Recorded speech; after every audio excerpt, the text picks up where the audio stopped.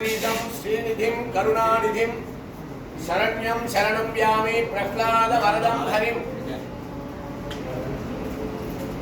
श्रीभूमिनीला अमृतवल्ली नायिका समेत श्री प्रह्लाद वरद स्वामी वारी क्षेत्రంలో దిగువాహోవ్యంలో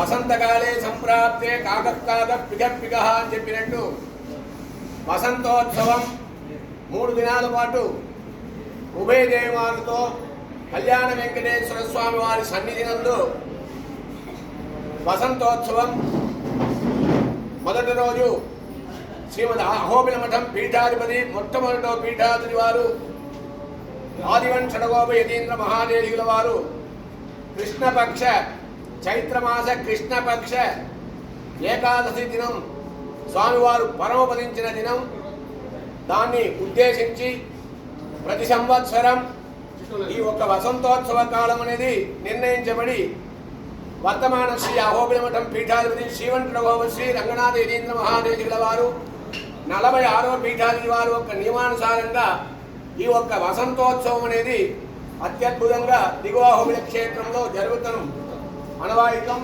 ఆ రీతిలో నిన్న సాయంకాలం అంకురార్పణంతో ప్రారంభించి యాగశాల ప్రవేశం, కుంభస్థాపనం, సోమ కుంభస్థాపనం, పాలికా వాహనాలంటి అగ్నికార్యంతో ప్రథమ కైంకర్యం నిన్న జరిగినది. ఈరోజు స్వామివారికి ఉభయ దేవిమార్లది నవకలశ పంచామృత అభిషేకం. తదనంతరం స్వామివారికి విశేషంగా ఈ ఒక మంటపంలో ఒట్టివేర్లు అనే మంటపంతో స్వామివారికి చల్లదనానికి యావత్ ప్రపంచమంతా చల్లదనానికి ఈ ఒక్క వసంతోత్సవం అనేది నిర్వహించబడుతున్నది.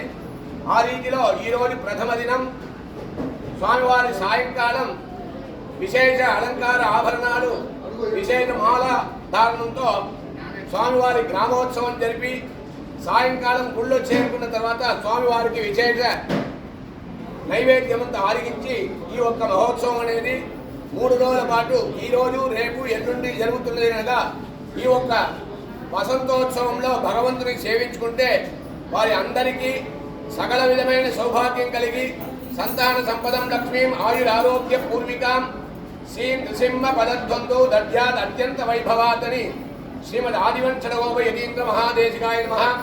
శ్రీమదే శ్రీవంశడగోప శ్రీ రంగనాథ యతీంద్ర మహాదేశికాయ నమః.